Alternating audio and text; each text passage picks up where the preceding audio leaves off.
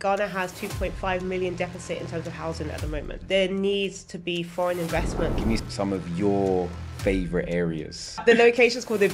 This is a place where Bob Marley had his recording studio on a mountain. It's got culture to it. This is where the president has his holiday home. £500,000 right now. You investing in Ghana or you investing in London? Oh, Where do you see the Ghanaian market going over the next 10 years? that's a great question.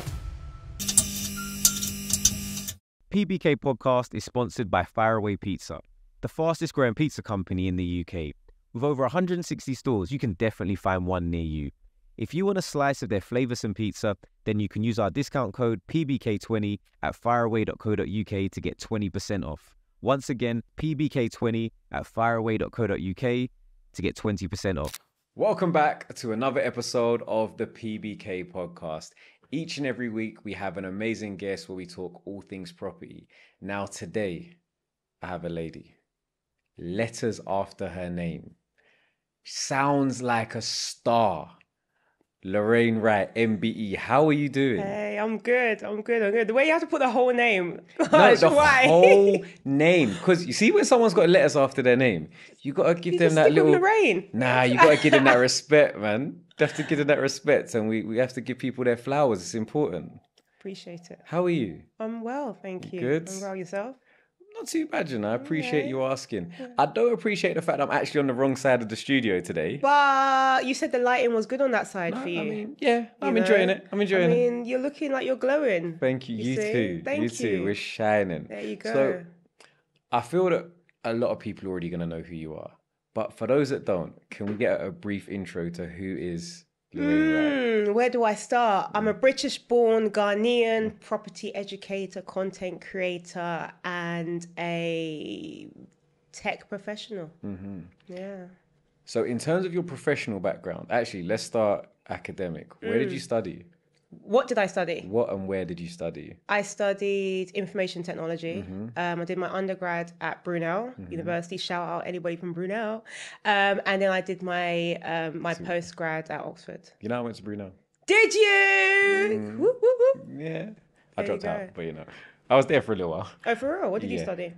Economics. Oh, that's why you're in the money. Try and don't tell people that we're Okay. in the Okay. wealth creation space Okay, at the sorry. moment. Wealth creation. At the moment, we're getting there. But I did end up finishing in the end at South Bank. Okay. And then you went to Oxford. Yes. Yeah. Yeah, yeah. No, don't try and gloss over that. Say it loud. You went to I did my executive MBA at Oxford. amazing. Amazing. And then, so let's talk about your professional background now. So after leaving education, where were your first steps? I did management consultancy for a couple of years. And then I left management consultancy and I worked in investment banking. So I worked for UBS Bank. I was there for upwards of 10 years. Spent half my time working in the UK. Then I moved out and lived in Switzerland for 4 years as well. I finished up at UBS and then I ended up working for Meta. Okay. And then I got laid off at Meta. Yeah, not many people know. Oh, wow. So that's you're Exclusive. just giving us the stores today. Okay. So that's, I mean, a really, really illustrious career. For a lot of people, that's, you know, that's goals. I'm sure you made parents very proud with the direction you went in. What was your personal experience like working in the corporate space? Do you know what? Yeah, there was a little bit of me that was on this kind of fast trajectory. So I made it to director level at UBS Bank. I was like 27, one of the youngest directors when I was at the bank. So I had this fast track career, but there was an element of me that felt like I don't belong here. You know, there was an element of me that felt like, you know, you enter into the corporate world for like that stability. You know, you're getting that check at the end of the month, but I felt boxed in. You know, you just feel like you can't. I'm the kind of person, there's a name that people call me called the chief side hustler, because I tried different side hustles. If we go through my side hustles, we'll be here pretty much the whole day. No, we're going to go Right? through a few. But I had this itch and desire to always do things outside of my day job. Yeah, because I hate being boxed up into just, this is it, you know? So there was always this kind of desire to do stuff outside of my day job. Okay. And I think side hustle is always a really interesting term because a lot of the time, I think we almost call it a side hustle because we don't want to put too much pressure on it. Yeah. But then, was there ever any of those side hustles that you really wanted to turn into your full-time vocation? Yeah, I mean, there's something that I've been running for the last 12 years, which is a competition for university choirs. So think about, have you watched that movie Sister Act 2 by any chance? Come on, man. The whole world has, But right? if you've not watched it, let's go. Like, let's just plug them in. Go watch it. Very, very well. So that movie is an all-time classic for me. Yeah. And it was basically a movie where Whoopi Goldberg brings together a choir, and I absolutely loved it. I'm not the best singer, but I love music. I love choirs, and I decided I need to do something like that in the UK. So I created this competition for university choirs, and then I ended up getting phone calls from companies like the X Factor and TV shows like Britain's Got Talent, The Voice, and they were like, we need choirs. And so because they kept asking, we realized that this could be a business. So we built a talent agency. And we started back doing things like working with Mariah Carey and Chanel and Louis Vuitton and things like that. We went to Simon Cowell's house and we were recording ads and Uber and we were doing everything. And I wanted that talent agency to be my main hustle. So eventually, I was working on it a lot more, but it just ended up not being where I guess the money was at and enough to be sustainable for that kind of industry. And I think that's it a lot of the time. We have to kind of look very holistically at businesses and make sure just because you love it, there's the ceiling, there is the actual market cap that can make it viable. Yeah. Because whilst you might love, the choir space, if there isn't the people that are going to buy in it to invest, it potentially isn't as viable in the long term. Okay, so what are some other side hustles you've been involved in since you are the queen of side hustles? Oh, gosh. I remember look, I'm Ghanaian. Ghana is where my heart's at. I was born in the UK, but Ghana is where my heart's at. I have done an Uber business. I bought a fleet of cars, shipped them into Ghana and run, Uber fleet business. I've started a nail salon in Ghana as well. And then I started buying property. I started investing in property as well, doing Airbnb, buying, selling properties in Ghana as well. So, yeah. What, do you think the key continued skills that, it's across all those different businesses that you think makes somebody a good entrepreneur? Be able to pivot when there is a challenge. Be able to look at the market demand and look at, okay, where's that demand and lean into it, right? Be able to realize that if something is not going well, then failing fast and moving on. Those are some key things that I picked up. And to be honest, they've been reinforced by working with companies like Meta. Meta is very much a company that fail fast, move on. Let's test something out, don't work it. If it doesn't work out, let's move on. And if a company's be able to get to that stage, then they understand the idea of failing fast and moving fast. I think a lot of people don't understand that there is actually a success in being able to identify when it's just not working. And there's no point just constantly trying to sort of just go around a revolving door and you're literally not getting anywhere. So I think that's some great advice. We've obviously touched on property, which being a property-based podcast, we're gonna dive into. Before we go into the Ghanaian side of things, when did you actually first kind of dip your toe into the water when it comes to property? I guess getting my own in the UK. So of course, got my own in the UK. Understood the value of having assets, understanding that in my life, when it comes to having property, I believe aside from education, property is the only asset that's going to appreciate, So I started to dabble in the UK and then, headed over to Ghana. Okay. Was it in London that you bought your first home? Yeah. And because I think a lot of people, particularly that are from a financial background as well, sometimes don't always look at buying their own home as their best use of capital. Where do you stand on that? That's a great question. Wow. There's a lot of wealthy people that I know don't own their own properties. I think there's a weird curve. Like if you looked at it where you get to, at a certain point, it makes sense because rent versus mortgage. But then when you get to a certain point, it's the amount of money you'd have to have in the property to make it viable. Absolutely. And I think when I was, just starting out, for me, the greatest use of my capital, my money, was to put into something that eventually could be yield results for myself. You know, so I believe if there is that curve, I don't know if I've entered that curve, that inflection point, in order for it to be personally to switch over. You know, but I understand that narrative is there, and the people that a business partner of mine, for example, says that all the time. You know, your property is your liability. Yeah. You know, the one that you live in. I think it's and there's loads of kind of pros and cons from both, whether it be stability, like if you've got a young family, you don't want, you know, sort of your future to be in somebody else's hands. We're going to sell up and things like that. So it does become very personal. Yeah. But I think, like a lot of things, it's just something you have to look at on an individual basis. Correct. Agree. So bought your own home, and I think even when it comes to that being a choice, was it something that you wanted to do quite early on? I love the point you said, because the moment you said, was it a choice? My mind went back to the times when I'll wake up on Saturday morning, my mum will be in the house saying, Lorraine, go and clean the toilets. Then I realised it wasn't a choice, it was a decision. Okay. Something that needed to be done, you know? But rather than going to rent somewhere, I was like, yeah.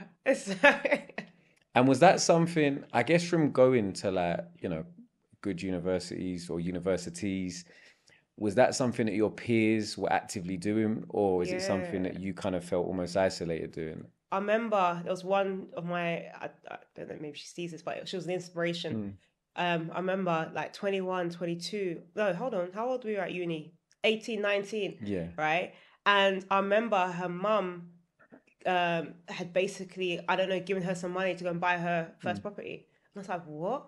I was like, I didn't have that head start. Yeah. But she was an inspiration. You know, so being around that was like, wow. So somebody at 21, or by the time we even finish university, has their own property. You know, so you have those kind of, not necessarily peer pressure, but you have those influences around you that make you feel like, wow, like I need to get something. I need to get moving here. So very early at university, you're now fighting to try and get property. Do you know what I mean? It took maybe 6 years after that, but you're like, if she can get it at that age, what about me? Do you know what I mean? No, and I think that's one of the good things about when you're in more high value rooms, depending on what you're like, but positive pressure. So seeing other people doing things, seeing it is actually achievable, because it's very easy if you grow up in a certain area to be like, we've all got nothing sort of thing. So, you know, and have the attitude that, if Joe and John and everyone's not doing anything, why does it matter if I'm not, because we're all together? Yeah. I think that's why stepping outside of your comfort zone, absolutely, Vienna, Brunel, Cambridge, you know, Oxford. Oxford. Oh, I might have swore there. I might have swore there. That's serious beef. But so I think that's great. And then now, obviously, your focus and why I really got you on here today is to talk about the opportunities of investing in Ghana, that as a market, and we're going to try and do some comparisons. So be that from the way in which property is bought, the way it's financed, the cost of it. But for you, see, I know there's a personal, but why Ghana? Like, sell Ghana to me right now. Ghana right now is probably in Africa one of the top 10 tourist destinations to go to.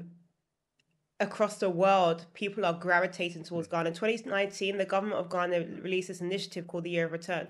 And it encouraged so many people, diasporans, and those ones that have done their ancestries and said that they got some kind of heritage or link to Ghana, or those people just seeing what's going on, seeing all the celebrities go to Ghana. They've now gravitated. So now Christmas, December in Ghana, they call it Dirty December. Dirty December is now one of the most sought after destinations to go to at Christmas. Yeah, listen, if you don't lock your flights in from early, just be prepared to either not get home or be preparing 2, 3, 4K. Just up, that's economy. Yeah. That's not, that's not business. Yeah. So it's a serious destination. But I mean, that's great in terms of lifestyle. But obviously for us, a lot of us here, we're investors. We need to hear about the money. Why is it a good place to invest from a property perspective? 2 things. Number one, Ghana has comparatively higher yields. You know, typically in the UK, when we look at average yields, we're looking at somewhere between 4 to 7% to say that's a good yield, right? In Ghana, we're looking at 8 to 10% plus, you know, so on a yield comparison level, it's offering good yields, right? And if we look across Africa, right, on Airbnb's platform, Ghana is probably one of the highest in terms of demand on Airbnb's platform right now. And that those are two indicators right now that a lot of people are looking to invest in Ghana. Ghana's real estate market is booming. Yes, in terms of Africa, Ghana probably has one of the most stable political climates as well. In terms of the currency, I'm doing this comparatively in Africa, by the way, right? Somebody, please don't come to me and be like, well, the pound, the city, I know, right? But comparatively in Africa, it's probably one of the most stablest, right? And I think you even touched on the fact that a lot of the people that are investing on a short-term rental basis rather than long-term tenancies, which means if you are using platforms like Airbnb and Booking.com, you're also not as exposed to the currency fluctuations. Exactly. Because you can get paid in pounds, dollars, dirhams, depending on where you're based. Exactly. Yeah. So when you see that, then yes, you know. However, you know, for some people, there could be also a personal mission behind it as well. Ghana has 2.5 million deficit in terms of housing at the moment, right? There are people on the street, people that need housing. There needs to be foreign investment that can help to alleviate some of these pressures on the ground for local people that don't have housing as well. And in the local market, there are low vacancy rates. So you can get high occupancy rates in the local market. We can talk about all of this, but there are different, you know, markets from local to affluent to luxury market as well. So it depends on how you position yourself in the market. But I think there are opportunities across all three different segments of the market. And do you specialize in particular segments, or do you work across all three? At the moment, I've mainly invested in the affluent to luxury. However, I run a consultancy company, and I advise, and I am an agent and a broker across all segments. Okay. And what does I know, I guess it's going to be pretty broad, but when you're speaking to people, your typical investor look like at the moment? Oh, it is broad. Okay, typical investor, there's a couple. I'll give you 2 or 3 different personalities or personas, right? First one is somebody who goes to Ghana every Christmas. They contact me. They're like, Lorraine, I need somewhere to stay. I'm like, well, why don't you consider getting your own place and investing, right? You go to Ghana every single year. You don't like to stay with your parents, but you maybe want to invest as a first timer in the Ghana real estate market, right? Second type of option is somebody who's investing in real estate, right? Maybe in the UK, they're looking to diversify their portfolio. They're looking for external exposure, right? And they could spend, I don't know, 100K, 200K and get a property in Ghana, right? Third is somebody who's just discovered that they've got some kind of ancestry or, you know, some kind of linkage. Maybe they're American. They be like, oh yeah, I found out that my grandma's... Sorry, that what accent? No, sorry. No. Can we go again? That accent was terrible. You have to make up for it because I don't know what that was. I'm just trying to hear my clients in my head. I think you were trying to do Atlanta, but I don't know where. Atlanta, I just found out that like my ancestry said that like my grandmother. You're so lucky that we checked the metrics, and it's only like 1.5% of people watch this that are from the US. Forgive me. But for that 1%, forgive me. Speak to her. Forgive me. Okay. They've discovered that they have some kind of linkage to Ghana, and they want to be able to try and get some kind of connection through property, right? So come to me and look at how they can actually start to do that. Maybe build or buy a holiday home and rent it out for times when they're not there. Or potentially, some people are now looking to do the move. Post George Floyd, post all of that, I had an influx of people coming to Ghana and being like, we don't want to live in the States anymore. We don't want to live in the UK anymore. I want to set up home in Ghana because I feel like I've got a sense of belonging. So people are moving their lives to Ghana, packing up and saying, let me start again. And those are the kind of people that I speak to. Culturally speaking, before we kind of get into the numbers, you spend quite a bit of time in Ghana, right? Yeah. Like when you're there, like talk to me about what it feels like to be there. Like what's the actual feeling of the kind of Ghanaian culture as obviously somebody who's the heritage is from there, but also as a guest in the country as well? It's a welcoming environment, you know. You just feel at home. You feel at peace, right?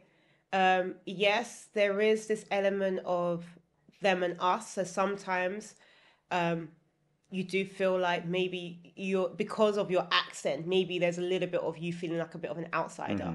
But aside from that, you just feel like home is where the heart is, you know?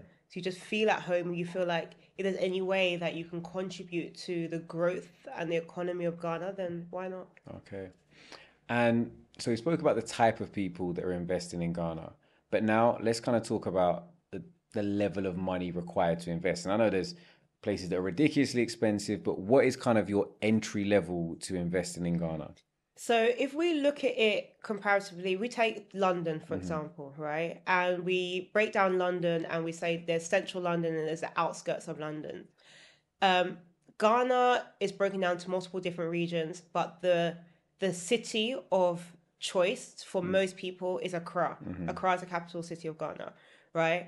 And in Accra, you've got the same way that London set up. You've got the central parts of Accra, right, which is the high affluent areas, you know.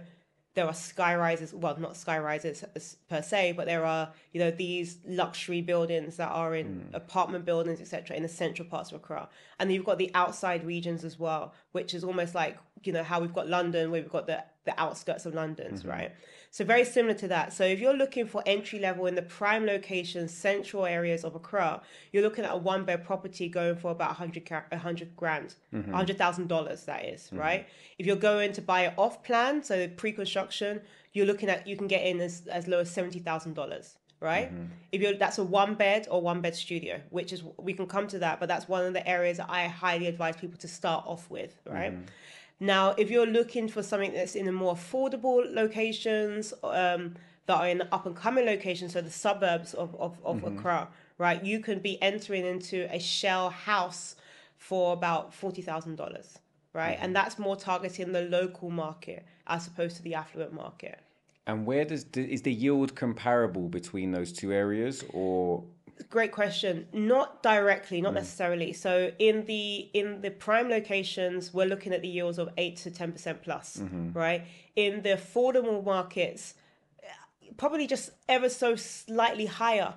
Okay. Because one thing is occupancy rates. So we're looking at a net perspective as well, right? Occupancy rates are higher in the local market because you're likely to get long-term rentals. The moment somebody's out, you got somebody in, right? In the prime locations, it's very seasonally driven, right? You got your high seasons like Christmas, January, right? Easter's getting popular Easter as is well, very right? popular. Easter, if you're not the one that can afford that 2-3K to go at Christmas, you want your second option at Easter, right? And even for a lot of people, they don't want the dirty. They want They want the dirty light. They want the dirty light. So exactly. for So even the boys, Easter. we were saying, I said, oh, nah, not this year. I'll do it Easter. Yeah. I'll do it Easter. Easter and is the second best option. Small.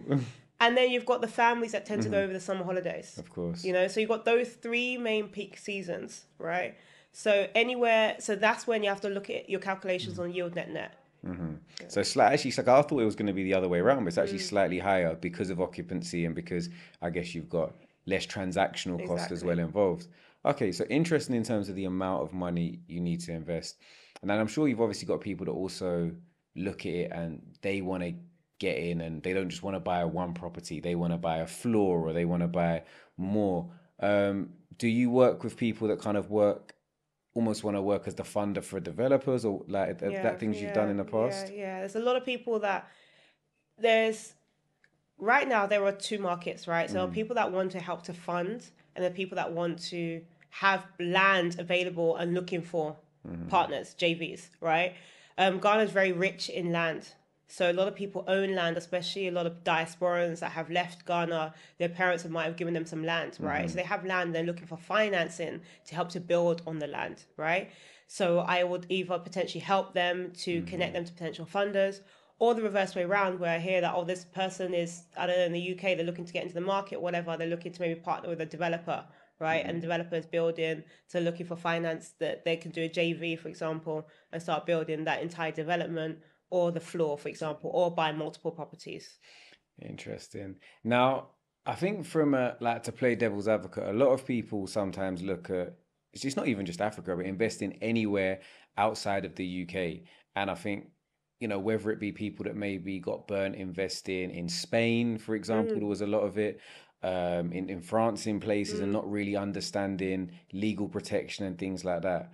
What are some of the downsides you've seen, and how do you help your clients mitigate being affected by those? Yeah, the moment we all started talking about international investment, Spain was the first thing that came to mind because, you know, Spain is the place everybody wants a property in Tenerife or whatever, right? But with Ghana, I think there's multiple different things. One of the things it's important to note in Ghana, the land tenure is very different, not different, but it needs to be something that is important for people to know. So Ghana operates on a freehold and leasehold system like we do in the UK, for example. But when it comes to land, right, land is very much in the rural areas is considered freehold, but in the more, this is just, I'm going to do a blanket because there's going to be the very top level because there's going to be the nuances, right? But in the more urban areas, they tend to be leasehold. Now, the leasehold system works that if you're a foreigner, you can only get up to 49 years on a lease or 50 years on a lease. If you are Ghanaian by heritage, you can get up to 99 years on a lease. How much % do I need? Because I've not done my ancestry, but I reckon I can sprinkle some in. Look, or we have to find out. Yeah.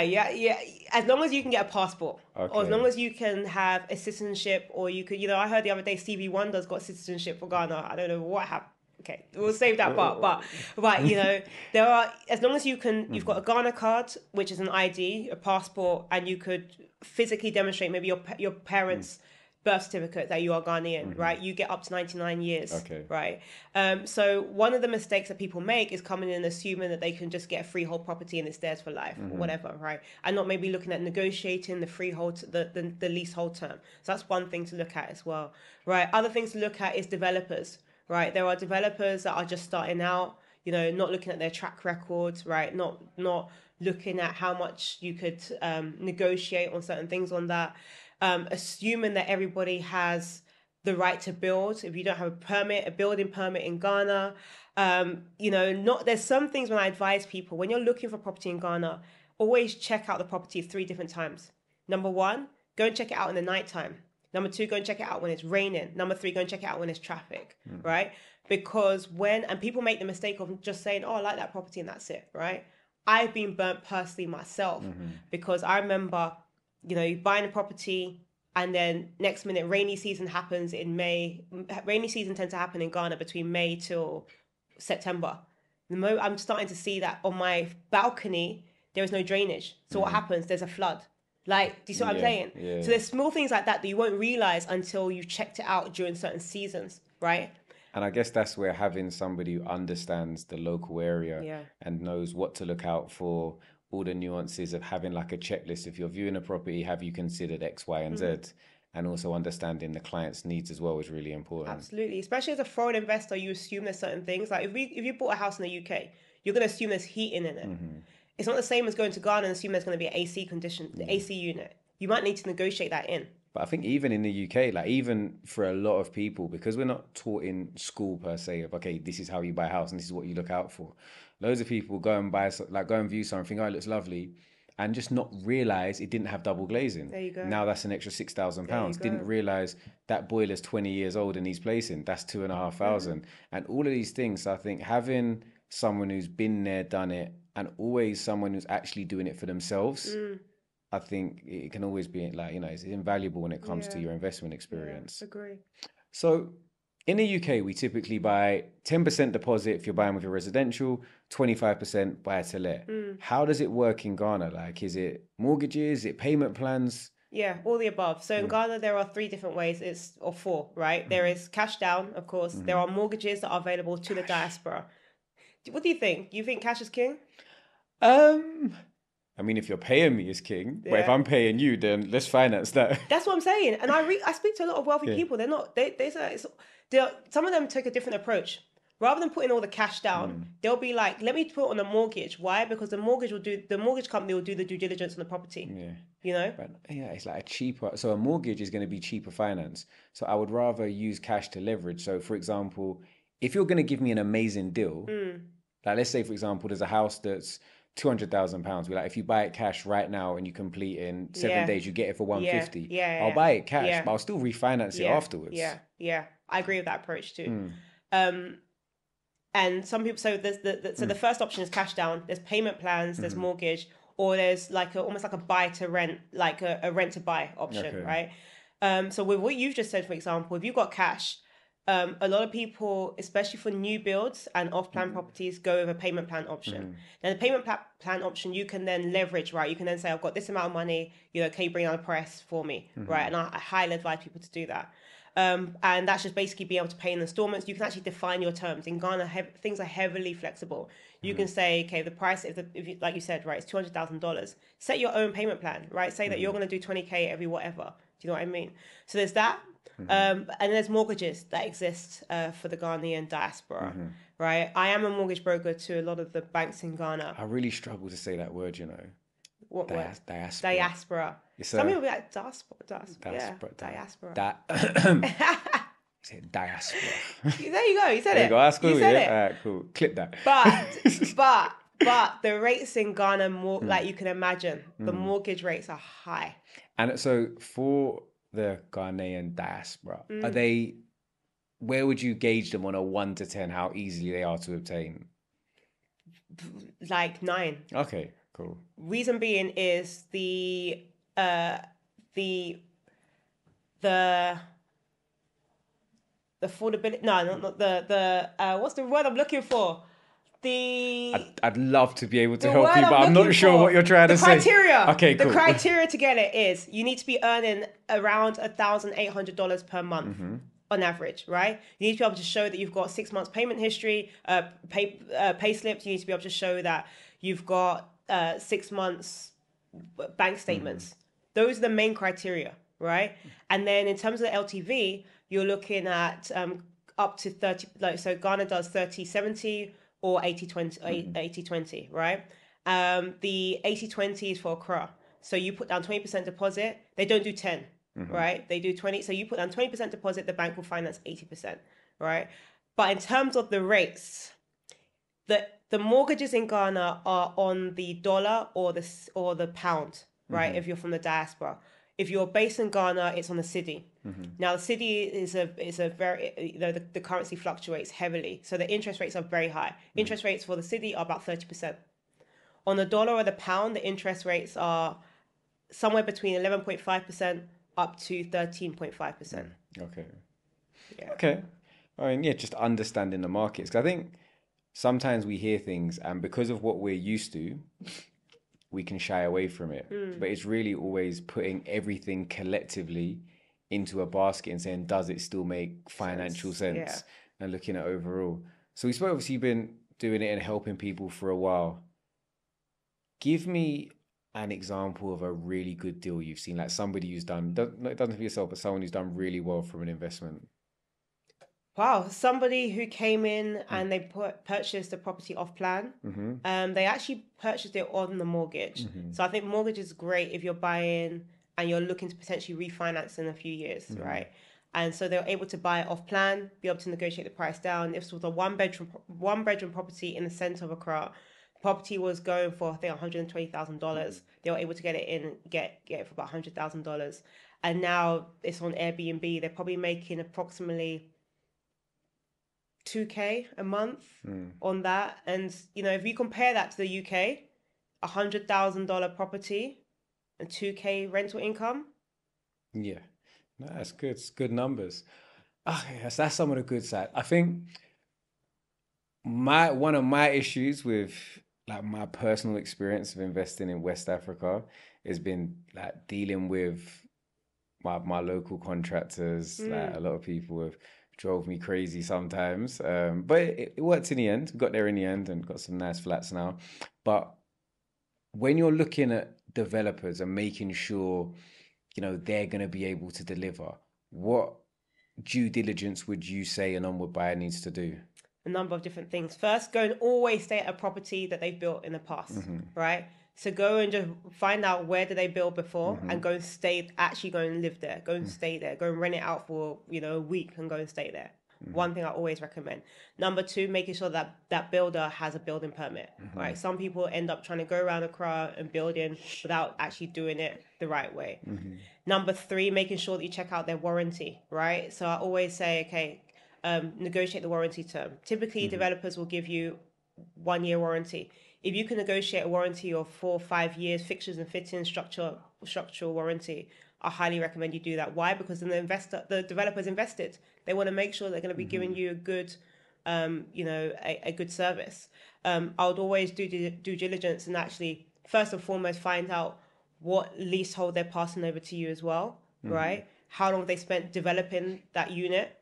Is it something that they are trying to actually get your financing before they complete the building? Because some people wait until they're receiving money so they can actually finish the building, right? So you want to find out how long they've been building for. I remember there was a time when I was in the market, and this was pre-COVID, and I remember looking at a particular developer, and I was so close to going with him. And then 4 years later, that guy had still not finished that development. And also, this was like a 50 apartment block. 50-unit apartment block, and he hadn't finished it in 5 years. I was wondering what's going on here, right? So doing the due diligence and working out, does do they have their building permits? Do they have the right to build, right? Do they, do they have a proven track record? What's their service charge like? If you're building if you're getting something that's in a community, for example, and it's not like a single house, right? What's their service charge look like? What's their property management process look like? All of these things are things that I would highly recommend people do. Thank you. One thing I realized, you speak in dollars a lot. Yeah, more of question. your clients from America at the moment? No, Ghana pegs a lot of its items on the dollar. So you're just so there that you're just locked in dollars now. Yeah. I just thought you were maybe, because obviously the African American community is so large as a market cap, that you were kind of focused over there. So you say at the moment still most of your buyers are coming from the UK? It's a mixture. It's a mixture. But in Ghana, a lot of things are dealt with either on the cedi or the dollar. So they peg things on the dollar. So my mind is always thinking, okay, this is a dollar rate, It's not the right... Ghana doesn't like it. It doesn't like pegging things against the dollar, but it's just how society is working out right now. Okay. How is it at the moment? Give me some... Obviously, we've got Accra, but you've got the individuals. Give me some of your favorite areas. Thank you to those of you who have liked, shared, commented, but most importantly, subscribed to the channel. Did you know only 28% of people that regularly watch my videos have subscribed? Now we're trying to get that to 40% so we can bring on bigger and better guests and make better content for you. So if you could do that right now, myself and my team would really appreciate it. Now back to the video. One of my favorite areas is called Abri. It's actually my hometown. Okay. This is like... Are you biased then? I'm a bit biased, but is that personal or investment? Do you know what? I'm seeing a huge demand, right? This is a place where Bob Marley had his recording studio on a mountain. Okay, it's got a little culture to it. It's got culture to it. This is where the president has his holiday home. Do you know what I mean? This is where you could do quad biking. This is where some of the most amazing hotels are. This is where literally you wake up in the morning and they call it Little London, Little England. Okay. Because it's like on a mountaintop where you can actually look down, you see the skyline, you see the lights, So it's becoming fast. And what's that called again? It's called Abri. A-B... Oh gosh, this is embarrassing. How do I not even know how to spell my Auntie! Hometown? Oh, Auntie! Blame the dyslexia. I'm dyslexic. Okay, listen, we can't. I'm me dyslexic. Too. So I'm with you. We're bonding. But the location's called Abri. Okay. Right, and that is becoming a fast developing and high demand area. So that's one place. What's Airport West like? Airport area is high demand and it's high expensive. Yeah. In Ghana, Accra is set up differently to London. London, when we think about the airport areas, is on the outskirts. Yeah. In Accra, the airport is bang in the center of town. So you're flying literally, it takes me 10 minutes to get home when I get to Accra. Why? Because Accra is bang in the center, the airport is bang in the center of town. So anything around the airport is automatically expensive. Why? Because people can just come in, they could, go to their hotel, stay there, and just live there for the time that they were in Ghana. I think, I don't know how we're going to do it. I think what also is interesting is when people think that are not from there, have not visited, they hear investing in Africa and their mind probably doesn't go to where your or my mind goes to. Talk to me about some of the standard of finish in some of the apartments that you see. In the areas that are in the prime locations, like in Ghana, in Accra. So I always reference Ghana, but my experience and the people my clients are normally focused on Accra, right? So in the central parts of Accra, so we're comparing this to like central London, for example, Victoria, Westminster, etc., right? The finishing are on par with the UK.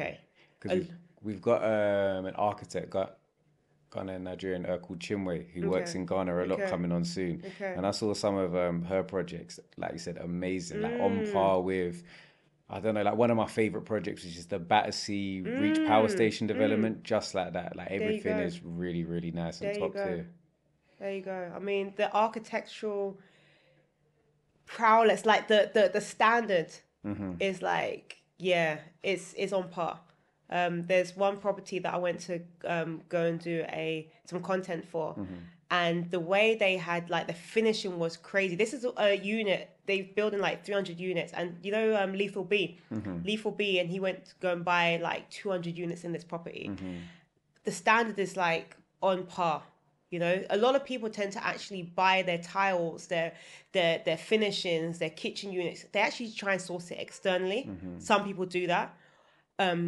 But that obviously drives up the cost. For the more affordable locations, people will source it locally, but they'll ensure that there's good quality in those that are being sourced locally. Yeah.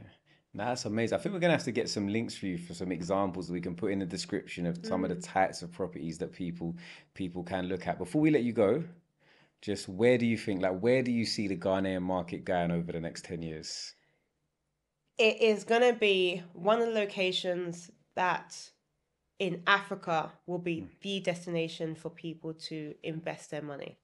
Got £500,000 right now. You investing in Ghana or you investing in London? I'm going to split it. Diversification. And we love that in property. For those that don't know where to contact you, how can people contact you? How can they reach out to you? So my consultancy company is called Diaspora to Home, and you can find Diaspora to Home. You can find everything you need to at diasporatohome.com. My social media channels is Lorraine H. Wright, website Lorraine Wright. Just Google Lorraine Wright, and you'll find everything you need, you want to do about me. Amazing. Well, if you are interested, make sure you contact Lorraine. That has been another episode with myself, Kaz, from the PBK podcast. If you haven't already, like, follow, subscribe, all that great stuff. If you've got any questions, let us know in the comment section, and we will be back next week with another amazing episode.